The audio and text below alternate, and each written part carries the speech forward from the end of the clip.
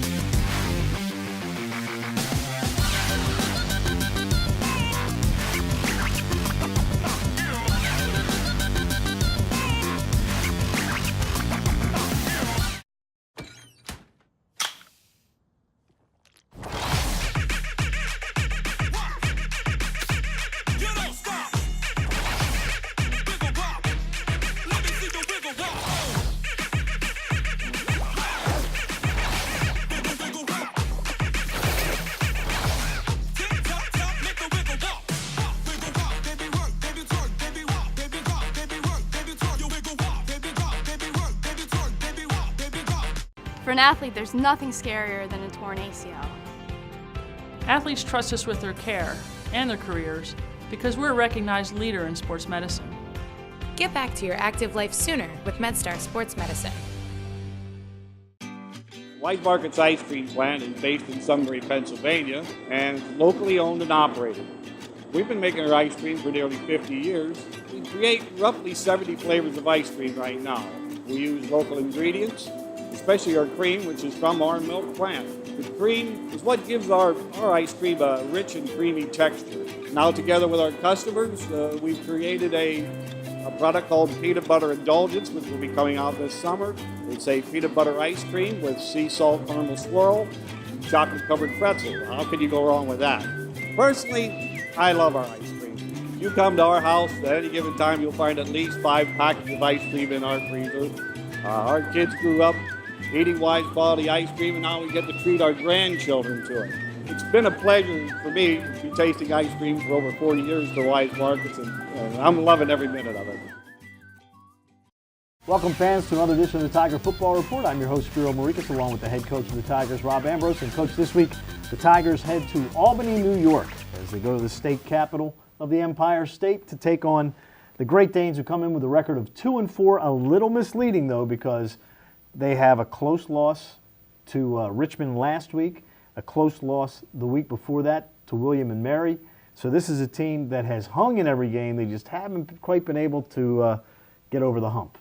No, they're a talented football team. They got a little beat up along the way, and they're fighting through some injuries, but there's a lot of talent. They got some game breakers on offense, a very solid, strong defense. And they're a good football team that plays very well at home.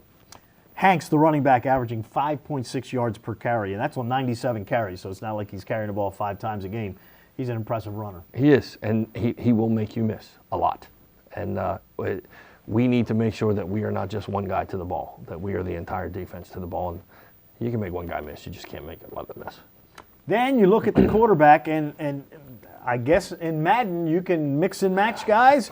You could have Testaverde against Flacco, and well, that's what we've got this Saturday, as Vinny Testaverde, former Ravens quarterback, his son, Vinny Jr., is the quarterback for Albany, and of course Tom Flacco, brother of Joe, the quarterback for the Tigers. When you look at Vinny Testaverde, do you see anything? Everybody always asks about Joe Flacco and Tom Flacco. Do you see any similarity physically, anything? I can't wait to see what he looks like with his helmet off, but no, I mean, they're two relatives of great athletes that are starting at their representative institutions and doing quite well. And Vinny so far has thrown for almost 1,500 yards. He has thrown 10 interceptions and 9 touchdowns, but obviously they have had an effective receiving game with Holmes averaging 19 yards a carry. And again, not on 5 catches, on 32 catches this year. He's averaging almost 100 yards, a little over 100 yards a game. Those you just described 2 of their players that really have the opportunity to blow games open. And those are the ones that we have to keep in check and not let them have big plays. That's the thing that turns the tide for them on the positive. Coming off the win against William and Mary, you're on this winning streak now. You've had 3 straight home games. Is it in a way kind of good that you can take the team up to Albany and maybe have their full attention after kind of not the best effort of the year this past Saturday? Sure. I'd say it really wouldn't matter who we played. That if we're going to be the team we say we want to be, the team that we have shown that we possibly can be, who we play really should matter. that there's a standard about how we go around about preparing for a game, how we go about playing a game, how we treat ourselves and our opponents, and that's the standard. And how you do that circumstances don't change that. So if it's a purple team or a green team, or it's home or it's away or the weather's, it doesn't really matter. And we found that out a little bit on Saturday. We did not prepare the same way because we thought maybe they weren't as talented or as good just because they weren't one of the nationally ranked teams in our league. And we did not play our best game, and we realized it's not about them. It's about us, and get back to basics a little bit. And this week it's been a very good week. Your defense this past week, Bryce Carter was all over the field. He played a tremendous ball game, and you were missing a guy on the defensive line, Nico Cook. So the other guys had to kind of make up for that, and Bryce certainly did. We've been down two Nico made the second one. Thibaut Duvalier has not played for quite some time because of an injury, and losing Nico, it was a little bit of shuffle around there. That guys had to play multiple positions, and we answered the bell extremely well. Bryce clearly played great. Ricky Berry played great. Grant Udinsky played 2, maybe 3 different positions during the game, and also lined up on offense, and so did Bryce Carter. So we're getting the most out of everybody here. On the offensive side last week, Tom Flacco, his numbers passing the ball, not really gaudy, but he rushed for over 100 yards again. And I'll tell you, you guys are getting killed by these victory formations at the end of the game. You're losing 3-4 yards on all those plays, but a good situation to be losing yardage, huh? The only stat any of these guys truly care about is who won the ball game, and then we just want to keep winning. And you want to say we're losing yards because we're going backwards? We're losing yards. The team's clapping, yelling, and screaming on the sidelines while we're going backwards. I'm going to take that every Saturday. The crowd last Saturday, tremendous. Over 8,000 at Johnny Unitas Stadium, and not just great student support this week, but great community support.